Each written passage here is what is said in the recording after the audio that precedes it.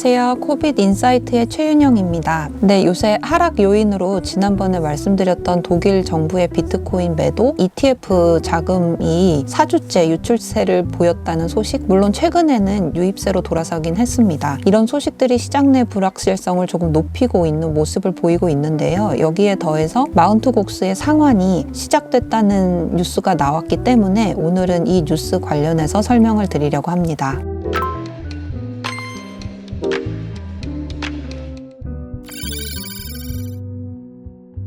마운트 곡스 사태는 여러분들 잘 아시겠지만 2014년도에 비트코인이 해킹되면서 결국에는 파산 신청을 했었고 10년 만에 채권자들에게 비트코인 상환을 시작을 하게 됐습니다. 그리고 상환은 비트코인 말고도 비트코인 캐시로도 지급이 되고 채권자 수가 약 2만 명에 달한다고 예상이 되고 있고요. 마운트 곡스에 대해서 간단히 말씀을 드리면 2010년도에 설립이 됐고 그리고 당시만 해도 세계 최대 규모의 가상자산 거래소였습니다. 그러다가 2014년도에 파산을 했고 약 2만 명의 채권자들에게 상환을 시작을 했습니다. 현재 비트코인 가격이 이 마운트 곡스 이슈 때문에 좀 하락하고 있는 이유는 아무래도 시장 내에 불확실성이 높아졌기 때문인데요. 구체적으로는 마운트 곡스 파산 당시에 비트코인 가격이 약 600달러였는데 지금 현재 기준으로 보면 거의 약 100배 정도 올랐고 채권자들이 약 10년 동안 상환을 받지 못한다는 점을 생각을 해보면 채권자들 기준에서는 가격 상승이라던가 현금화 이슈들 이런 것 때문에 지금 당장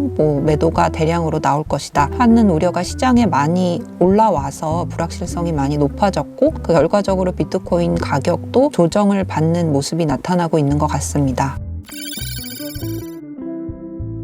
말씀드렸던 것처럼 사실 채권자분들이 10년 동안 어떤 상환을 받지 못했기 때문에 현금화에 대한 니즈가 있다면 당연히 매도를 하고 싶어하는 분들이 많을 것 같습니다. 하지만 이 비트코인을 상환받는다고 해서 한꺼번에 나올 유인은 굉장히 적고 비트코인 물량도 굉장히 제한적일 것이라는 생각이 듭니다. 현재 회수가 가능한 비트코인이 약 14만 2천 개라고 합니다. 그런데 채권자들 같은 경우는 파산 신청을 하게 되면 법원 중재 하에 파산한 기업이랑 채권자들, 법조인들 법원 중재 하에 파산 조정이라는 거를 거치거든요. 파산 절차가 끝날 때까지 기다리느냐 아니면은 조기 지급이라는 거를 선택을 해서 이 채권에 대한 상환을 일찍 받느냐 선택을 할 수 있는데 갤럭시 디지털의 알렉스 손이라는 분이 팟캐스트에서 말씀을 하셨는데 이게 조기 지급을 선택한 채권자들이 100%는 아닐 것이다. 일부는 파산이 끝날 때까지 기다릴 수도 있고 이게 조기 지급을 선택을 하게 되면 상환받는 그 금액이 헤어컷이라고 하는데 이게 보통 10에서 11% 정도 할인을 받아서 지급을 받는 거기 때문에 실제 받는 금액은 그거 대비해서 한 10% 정도가 깎인다라고 생각을 하시면 될 것 같습니다. 14만 2천 개에서 기존 채권자들의 75%가 조기 지급을 선택한다. 그러면은 약 10만 6,500개가 되는 거고 헤어컷이 적용된다. 그러면 약 9만 5,850개의 비트코인이 된다고 할 수 있습니다.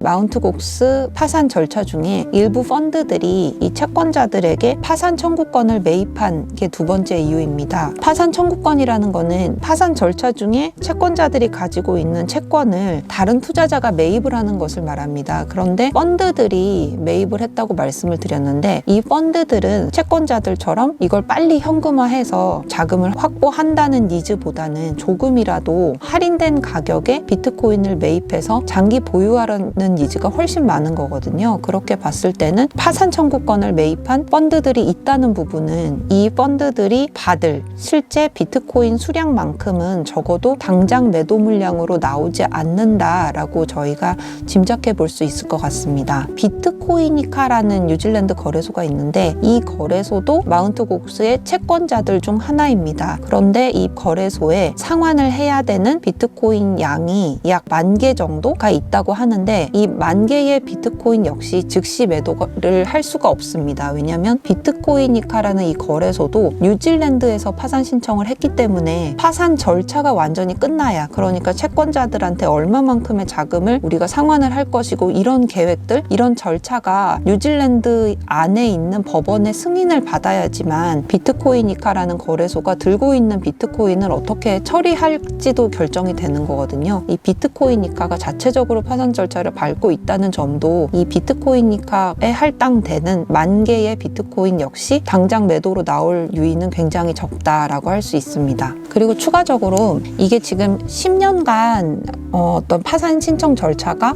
진행을 했다는 점을 생각을 해본다면 사실 일부 채권자들 중에서는 이 비트코인 상환을 못 받는 경우, 예컨대 사망하신 경우가 있을 수 있는데 이 경우는 어떻게 되느냐에 대해서 말씀을 드리면, 채권이라는 거는 자산이나 권리라고 저희가 생각을 할 수 있기 때문에 상속인에게 이전이 될 수 있는 거거든요. 그래서 그 상속이 된다면은 이 상환에 대한 권리는 사망한 경우에 채권자들의 상속인에게 이제 상환 권리가 이전된다라고 생각을 하시면 될 것 같습니다.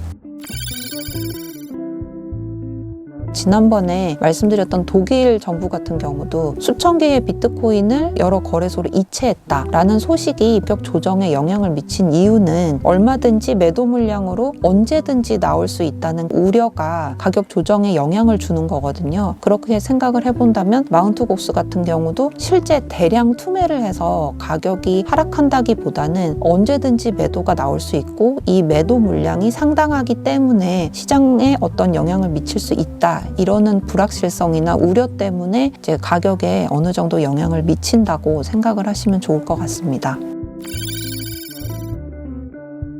독일 정부 관련해서 추가 뉴스가 있기 때문에 이 부분 살짝 말씀을 드리면, 많은 매체에서도 다루고 있지만 보유했던 비트코인의 반 이상을 거의 매도했다라는 소식이 들리면서 지금 현재 시장에서 이거 관련해서 조금 불확실성이 생기는 모습을 보이고 있습니다. 그래서 최근 몇 주 동안 계속 독일 정부의 매도 이슈가 시장에서 자주 언급이 됐었는데, 비트스탬프, 코인베이스, 크라켄 같은 여러 거래소에 수천 개의 비트코인을 이체를 했다라는 소식이 전해지면서 아까 말씀드렸던 어떤 매도가 언제든지 나올 수 있다는 우려들, 절반 이상 매도했다는 소식들이 더해지면서 가격 조정에 어느 정도 영향을 미친 것 같고, 잠깐 시장 업데이트 말씀을 드리면 ETF 자금이 유출세를 보이다가 최근에 다시 유입세로 돌아섰거든요. 이거는 여러 가지 이유가 있을 수 있겠지만 바이 더 딥, 비트코인 가격이 하락해서 어떤 저가 매수 유입이 들어온 것도 이런 ETF 기관 자금 유입에 더 영향을 미친 것 같고, 그래서 실제로 촬영일 날짜 기준으로 비트코인 가격이 소폭 반등한 점 말씀드릴 수 있을 것 같습니다. 비트코인 가격 조정과 관련해서는 말씀드렸던 부분 말고도 김민승 센터장님의 한경 코알라 기고문도 참조해 주시면 좋을 것 같습니다. 오늘 말씀드릴 내용은 여기까지고요. 또 오늘 내용에 대해서 궁금하신 점 있으면 댓글 달아주시면 또 답변 드리도록 하겠습니다. 감사합니다.